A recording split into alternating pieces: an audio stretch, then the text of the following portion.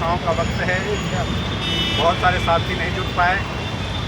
हम भी संयोग से कल एक सम्मेलन था खगड़िया में, वहाँ से कल रात 12:30-1 बजे हम रात में पहुँचे हैं। सुबह हमें पता चला कि पटना के साथी कुछ आयोजित कर रहे हैं, पटना शहर के साथी हम आपके साथ आ गए। आप सबको सबसे पहले हमारा क्रांतिकारी अभिनंदन कि आप साथियों ने इन छुट्टियों और परीक्षाओं के दौर में भी होली का पर्व और इस चिलचिलाती धूप में भी पटना यूनिवर्सिटी से जुलूस निकाला और जुलूस निकाल करके आप यहाँ पहुँचे। यह दिवस 23 मार्च का दिवस बहुत ही महत्वपूर्ण है इस पूरे देश के लिए, देश में बदलाव के संघर्ष के लिए, छात्र नौजवानों के लिए, मजदूरों के लिए, गरीबों के लिए, किसानों के लिए यह बहुत ही महत्वपूर्ण दिवस है, क्योंकि यह दिवस हमें प्रेरित करता है कि कैसे निस्वार्थ भाव से मानवता की सेवा में हंस हंस करके फांसी दी जा सकती है, हंस हंस करके कैसे जान दी जा सकती है। यह दिवस हमें यह प्रेरणा देता है। साथियों, आज के समय में जब जात के नाम पर, धर्म के नाम पर हमले बढ़े हैं, अंध राष्ट्रवाद बढ़ा है, एक अजब किस्म का भक्ति का आडंबर प्रस्तुत किया जा रहा है, जहां देश की जनता गायब है, मजदूर गायब है, किसान गायब है, आदिवासी गायब है, दलित गायब हैं, महिलाएं गायब हैं, लेकिन वो भारत माता की जय कहते हैं और तरह तरह के उन्माद फैला रहे हैं। जो लोग भी सवाल खड़ा करता है आज की सरकार पर, जो लोग भी सवाल खड़ा करता है कि हम बेरोजगार क्यों हैं, हम अशिक्षित क्यों हैं, क्यों दलितों पर हमला हो रहा है, क्यों अल्पसंख्यकों पर हमला हो रहा है, क्यों कश्मीर के ऊपर में नौजवानों पर हमला हो रहा है, यह जैसे ही बात होती है तो लोगों को गद्दार कहते हैं, तो लोगों को देशद्रोही कह रहे हैं। इसलिए ऐसे दौर में जब यह अंध राष्ट्रवाद हावी हो रहा है तो ऐसी प्रतिमाओं को, ऐसे लोगों को जो देश के अंदर में देश की जनता के बारे में सोचना सिखाते हैं, उनके बारे में जीवन जीना सिखाते हैं, यह बहुत महत्वपूर्ण हो जाता है कि ऐसे लोगों को जब हम याद नहीं करेंगे, ऐसे लोगों को, विचारों को जब हम सामने नहीं लाएंगे तो सत्ता वर्ग और हमलावर होगी, जनता के अधिकारों को छीनने का काम करेगी, जनता पर और दमनकारी नीतियां बनाएगी। इसलिए ऐसे दौर में ऐसे तमाम शहीद ही हमारे लिए प्रेरणा के स्रोत हैं। इनके विचारधारा ही हमारा रास्ता होगा, छात्र नौजवानों का रास्ता होगा, आम मजदूर किसानों का रास्ता होगा। हम यह बात आपसे कहना चाहते हैं। और इसके साथ में चूँकि आप तमाम साथी विद्यार्थी हैं, नौजवान हैं, हमेशा यह याद रखना चाहिए कि शहीद भगत सिंह कौन थे, उनके साथी कौन थे। वो यूं ही शहीद आजम भगत सिंह नहीं हो गए।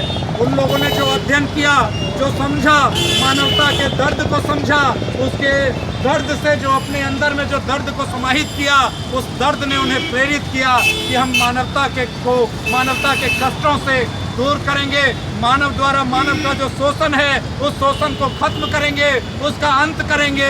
और इसीलिए उन्होंने जब फांसी की सजा हुई तो उस फांसी को भी चूमा और चूम करके कहा कि हम यह जो हमारी फांसी है यह हजारों हजार क्रांतिकारियों को पैदा करेगा। और वही हुआ, देश में अधिक से अधिक क्रांतिकारी पैदा हुए, उस जुल्मी अंग्रेजी हुकूमत से हम आज़ाद हुए। लेकिन साथियों, हम कहना चाहते हैं कि देश तो आज़ाद हो गया, वो अंग्रेजी हुकूमत चला गया, लेकिन शहीद भगत सिंह का जो सपना था, जो कथन था, वो पूरा नहीं हुआ। और उनका एक जो कथन था वह पूरा हुआ। वह कथन क्या था? वो कहते थे कि हमको केवल गोरी चमड़ी वालों से आज़ादी नहीं चाहिए, हम ऐसा नहीं चाहते कि गोरी चमड़ी वाले चले जाएं और काली चमड़ी वाले लोग बैठ जाएं। वो ऐसा नहीं चाहते थे। लेकिन हुआ यही कि गोरी चमड़ी वाले लोग तो चले गए, काली चमड़ी वाले कुर्सी पर बैठ गए और उन्हीं नीतियों को वो बना रहे हैं जिससे जनता के अधिकारों पर हमला हो रहा है, मजदूरों के अधिकारों पर हमला हो रहा है, किसानों के अधिकारों पर हमला हो रहा है, छात्रों और नौजवानों के अधिकारों पर हमला हो रहा है।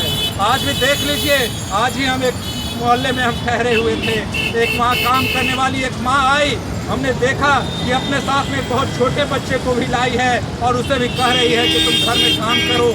हमने बोला कि इतना छोटा ये बच्चा है, 7 साल 8 साल का बच्चा है, ये इतनी छोटी बच्ची है, इससे आप घर में पोछा करवा रही हैं, क्यों ऐसा कर रही हैं?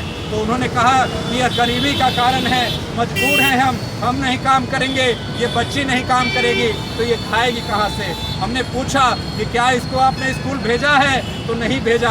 हमने पूछा कि आपके कितने बच्चे हैं? तो उन्होंने कहा कि 4 बेटियां हैं, 2 बेटे हैं। तो हमने पूछा कि क्या ये चारों और ये जो 2 बेटे 6 हैं, क्या कोई भी स्कूल नहीं गया? तो कोई भी स्कूल नहीं गया। हमने फिर पूछा कि क्यों बेटों को भी आपने स्कूल नहीं भेजा? तो वही बात कि गरीबी थी, पैसे नहीं थे, ये सारे बच्चे काम नहीं करते तो लोगों का पेट नहीं पलता, इसलिए मजबूरन सबको काम पर भेजना पड़ा। तो यह है आज का हालात, यह है आज देश की स्थिति, यह है। तो कहाँ शहीद भगत सिंह का सपना पूरा हुआ?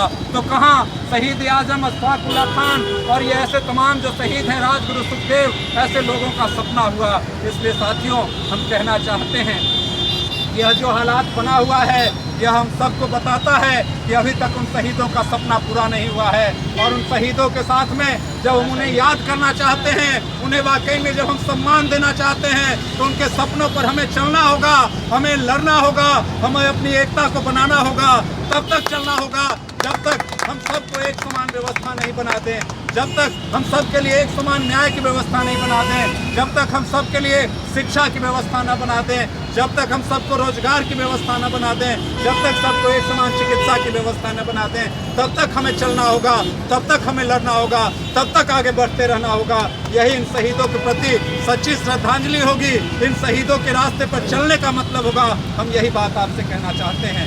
अंतिम बात कहते हैं, इन साथियों ने जो 23 वर्ष की अवस्था में जितना अध्ययन किया, जितना ज्ञान को अपने अंदर में समाहित किया, वो हम सबको सीखना चाहिए। और ऑल इंडिया स्टूडेंट्स फेडरेशन के जब हम झंडे के नीचे खड़े हैं, तो ऑल इंडिया स्टूडेंट फेडरेशन इन्हीं के सपनों पर कहता है हम सबको कि स्टडी एंड स्ट्रगल, पढ़ाई लड़ाई साथ साथ होना चाहिए।